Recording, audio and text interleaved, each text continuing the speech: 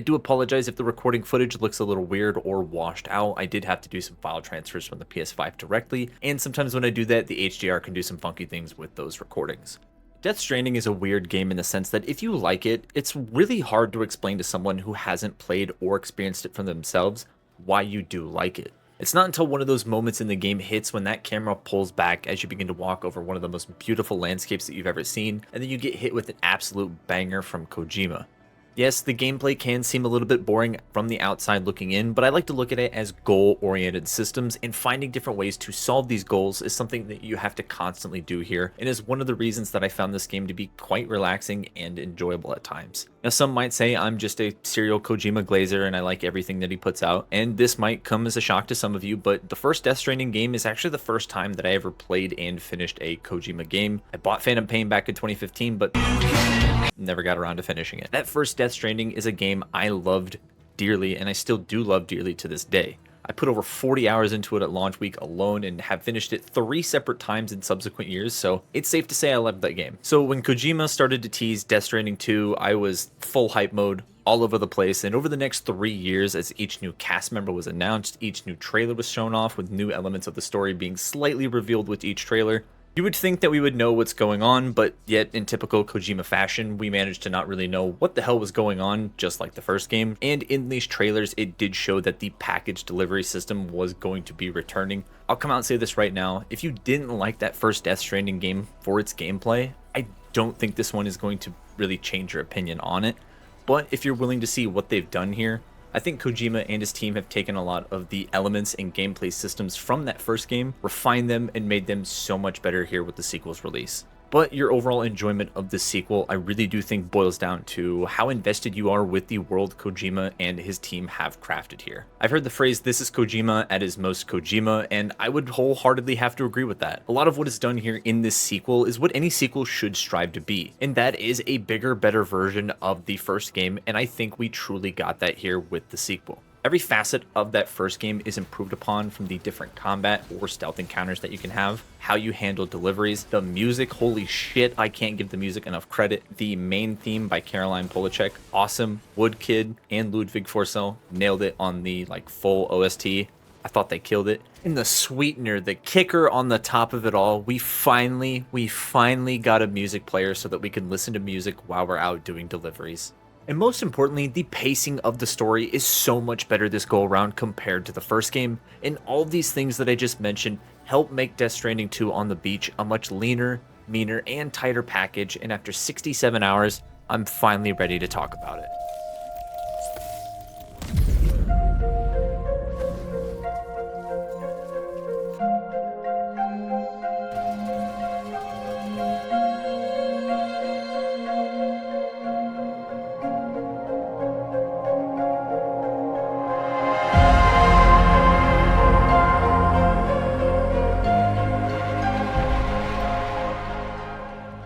So I went ahead and played Death Stranding 2 on a base PS5, running the game in performance mode, which is targeting 60 frames per second, and while some modes trade off that performance for blurrier visuals, that doesn't seem to be the case here. When I tell you this isn't just one of the best looking open world games this year, but possibly of all time, I truly mean it.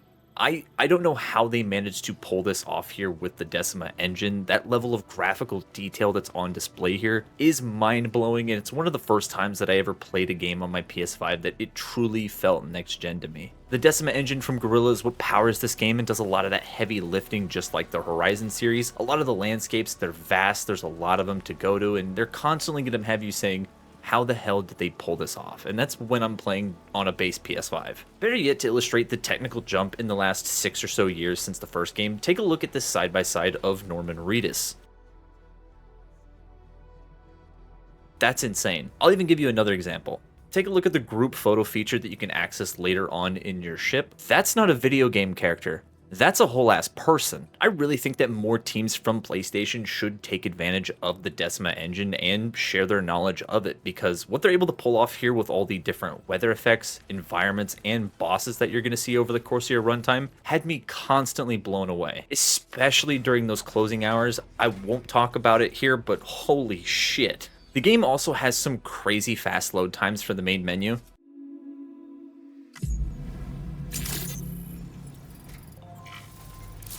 So yeah, that wasn't any editing or tricks there. That was literally how fast the game loads. And over the course of 67 hours, I didn't encounter a single crash or bug, but I will say that my PS5 was making some crackling and popping noises that I've never heard it make before, which is kind of funny. All in all, the performance is stellar, and it looks to be that way regardless if you're playing on a base or a pro system. The 2 in Death Stranding 2 is exactly what it suggests, a sequel to the first game, and it does what you would hope for any sequel to do. That's to improve on those core gameplay elements from the first title, continue that story, and make meaningful additions to make that sequel tag worth the while. Leading up to the release of Death Stranding 2, I was curious to see how they built upon that formula, and I'm happy to report from a gameplay, story, and pacing perspective, Death Stranding 2 is miles ahead of the first game. I want to mention early on that I will be talking about the story in vague terms, but won't be talking about any major spoilers if you're worried about that sort of thing, and will only be mentioning characters that have been shown in trailers leading up to the release. So Death Stranding 2 picks up 11 months after the first game, with Sam now living close to the United States border, and this first part of the game is also going to take place in this small section of Mexico. This section of the game sees you going around, connecting a few areas, connecting a few points, but after a chain of events, Sam is once again asked to link up another continent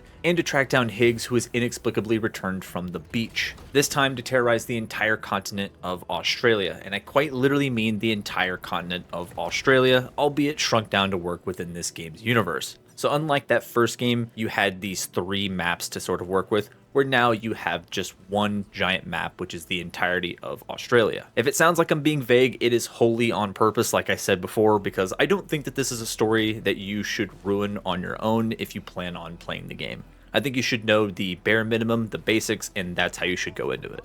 The story this go around excels the most because a lot of the world's framework, a lot of the world building has already been established and set, so a majority of that story can then focus on those characters and how they move that plot forward. This cast of characters is also one that you're going to find yourself constantly interacting with. Fragile and Hartman returned from the first game, but a majority of these characters are going to be entirely new characters to this story. And I think Kojima handled each of their intros in a way that made you care for them, but in a way that you also still had some questions. You also got some answers maybe, but a lot of the times those questions were sometimes left unanswered or answered in a really confusing way. This cast and crew of characters is also going to be constantly together on the DHV Magellan, which acts as your mobile base. This is where you can take all those funny pictures with the Polaroid camera that I mentioned earlier. And the ship itself is piloted by none other than George Miller, the director of Mad Max Fury Road and Happy Feet. Or at least his likeness. But come on, man, that's so badass. This whole cast is giving top tier performances. Norman Reedus as Sam is still the trauma-ridden person from that first game. Troy Baker as Higgs once again shows that this man can act his ass off. Luca Marinelli as Neil, I can't talk about him at all. He is like hands off in the review, but he plays a damn good Solid Snake lookalike. Elle Fanning is great. Shiloh Kutsuna as Rainey is amazing, and I do apologize if I pronounced her name wrong. And then you've got Dahlman, he's your little 12 FPS companion that hangs on your hip like Mimir, whose actor is actually also in this game. And then you've got Charlie rounding out your cast of characters, and I won't spoil anything about Charlie, but he's a pretty cool character. If I sat here and talked about the whole cast of characters, we'd be here for like a solid 15 minutes, but trust me when I say that every actor here is able to bring these characters to life with such an emotional weight, giving their best in nearly every scene, and I really think that's evident here in the final product. I also think the narrative benefits greatly here in the sequel because most of that lore, most of that world building has been done, it's been laid out in the first game, allowing for a lot more room to develop those characters and their relationships with one another, which is a big theme here in the sequel. I equated a lot to the recent Dune movies. Part 1 did a lot of the setup, which allowed Part 2 to just hit the ground running and go. And I think that's what they did a lot here with Death Stranding 2. There's still a lot of confusing shit that's going to be going on that's going to have you scratching your head. It's Kojima, and I'm just along for the ride at this point, albeit an amazing, twisted, emotional one that was pretty bittersweet to roll credits on because I knew that another experience like this was going to be hard to come by. That first game was such a unicorn in the wild to me that I was just like, wow, if we never get anything like this, I'm happy with this. And now that we've gotten more of it, it's like, okay, I really want to savor this because I wasn't sure I would ever get this again. And for me personally, the story of Death Stranding 2 hit really hard because this last year has been honestly pretty shit for me, and I found it to be pretty therapeutic to play through, and not just from a story perspective and how I related to it there, but from a gameplay perspective as well.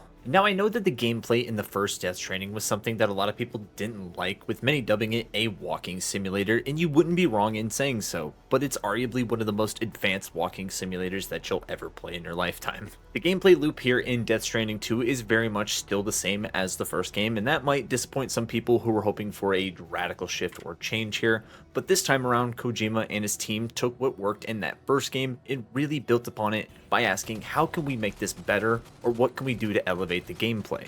Arguably one of the biggest additions I would say is that there's definitely a lot more combat this go around, and I mean a lot more combat. You're constantly running into bandit camps out in the open world, and you either have the option to go in guns blazing with weapons or an assortment of tools, or you can either go in stealthily and take out your enemies with a boomerang, because of course you have one. And the gunplay itself is actually a lot better than the first game. It's a lot more snappy, it's a lot more responsive, but you also don't have to worry about going in guns blazing anymore because all the weapons now fire non-lethal rounds themselves, so you don't have to worry about triggering a void out anymore. I really found myself going back and forth on combat. Other times I would prefer that stealthy approach if I needed to get someone out of there really quick, or I could go ahead and just drop that backpack and go in with my light machine gun, or I could use one of the many karate moves that I learned from the Pizza Chef. I truly can't state how much of this game is just a 180 and how it comes to its approach of handling situations, and especially its combat encounters. Because personally, I felt as if though the combat in the first Death Stranding, it was there and it was alright, but it really didn't do anything special and it really wasn't anything memorable. Death Stranding 2, you can turn this shit into a melee simulator out of Dark Souls where you're parrying enemies with a sword, or you can turn it into something akin to Metal Gear Solid where you're sneaking through tall grass, taking out the enemies, and then using your electric pistol. Like, there's so many different ways that you can go ahead about playing this game. There's also a passive system that, depending on how you play the game, over time, it'll increase ranks with, say, your assault rifles, and if you level that up enough, it'll go ahead and it'll reduce that reload time, it'll go ahead and reduce that weapon sway, and other fields that pertain to deliveries and stealth options. You also have the A-Pass system that you could rank up different areas of your porter grade. You'll unlock different nodes that can be purchased. Respect, these are different little perks like increased battery life. They sometimes enhance the ability of your gear and your Odra deck, increasing the scan range. There's a ton of them to choose from, but they unlock as you progress up one of those 5 different stars, so take a look as you progress throughout the game. That freedom of choice in how you play this game is a big theme in my eyes when it comes to the sequel. It felt like they took all that feedback from the first game and essentially removed all of that friction when it came to those elements. I remember a big complaint back in Death Stranding 1 was that players felt like delivering on foot was too tedious, and for a majority of the deliveries here in the sequel, you can go ahead and you can do them in vehicles. Or you can use one of the many exosuits, or you can use one of the many attachments that are available to you in this game. For every problem that you might come across within this game, they more often than not give you a way to get around it or build around it. And I love a game that allows you to sort of build your way out of the problem and not have a defined route each time. It's sort of up to you, the player, to choose how you want to go about that situation. While the delivery aspect of the game remains here in the sequel, I think they've greatly improved upon the pacing of it in the ways you can go about delivering those packages. So for instance, if you want to go ahead and do a delivery entirely on foot, you can do it. It's going to be a pain in the ass, but there's plenty of tools to help out that journey along the way. Or you can use one of the many vehicles to do so, or you can create an entire zipline system, which no longer has to be placed in direct sightlines of each other, thank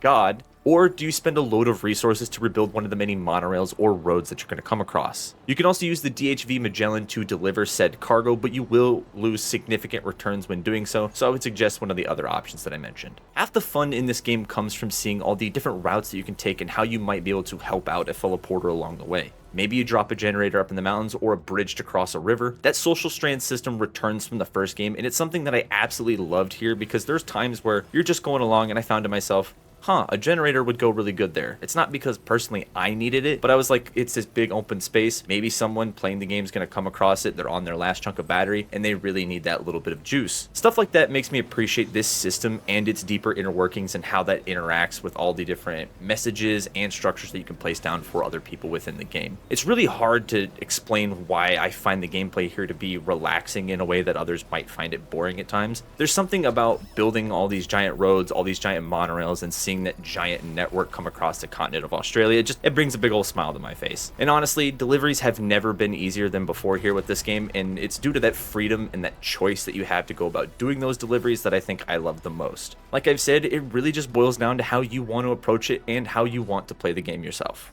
So I'll tell you right now, at the end of April, I was able to put a bow on it and say Clair Obscur Expedition 33 was my game of the year. Lock it in right there. But I can wholeheartedly say that after playing Death Stranding 2 on the beach, that is now in question. This was a game that I was predispositioned to like. I loved the first game, I loved its formula, the gameplay, and there's just something that I was already really enjoying here with this game, and then they go ahead and they remove all of the friction, all the issues that I guess I had with those gameplay elements. Being able to have so much freedom when it comes to how you approach deliveries was really a great aspect of this game, and especially how they handled combat. Combat didn't feel like an afterthought, with a lot of the systems being built around either going in loud or sneaking your way in. How you did that would usually depend on whatever gears and whatever tools that you selected for that mission, and I barely even really touched on the different skills that you can select from the A-Pass upgrade system. That can also play a big part in it. I wasn't really sure how a big skill tree was going to work within Death Stranding, but after using it and after finding all the different options, it was something that I really was fond of at the end of the game. I also forgot to mention there's a VR training room in the DHV Magellan that allows you to test out any of the new gear or weapons that you might come across during the course of the game as well. So if you're really curious about how a certain piece of gear works or a weapon, handles, that's a great place for you to try it out. Then you have arguably my favorite part about the sequel, and that's the narrative. I can't get over how much I love this story here in the sequel, the characters, the world building, and I think it just allowed Kojima to go full in on the story and just have more time to develop those character relationships with one another. The characters this time are also going to be constantly interacting with each other since they're all in a single space together, which I thought was a nice change of pace compared to the first game. Every aspect of the sequel is what you should strive to do when you make a video game. I'm damn sad that we probably won't be getting another title like this, maybe ever. I said the same thing with Death Stranding 1, but here we are with the sequel. So when I was playing through this, I really wanted to take my time and savor that experience, because who the hell knows how many games Kojima's got left in him. I know he's got Fizzant as his next title, but after that, really up in the air. So I really think it's best to savor these games and these moments when they come out. And it's bittersweet, and it's one of those things where once you finish a game like this, it's like, man, that was something else. That was something special.